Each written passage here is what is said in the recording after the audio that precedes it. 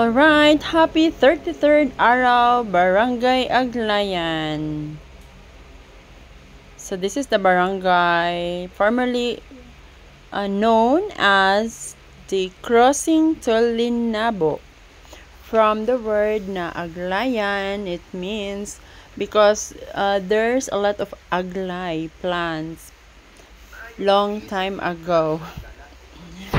So, happy 33rd araw, Barangay Aglayan. So, there are a lot of representatives from different poroks or sitio. And then,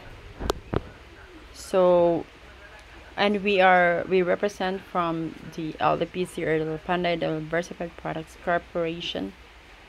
So, there's really a lot of participants, attendants from different represented by different organizations and private companies.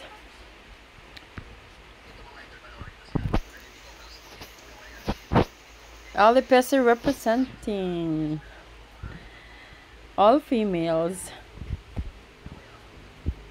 Alright, thank you Ma'am Lorna sa pagpakauna mo through Captain also. Thank you so much Barangay Aglayan for this food, the very yummy food.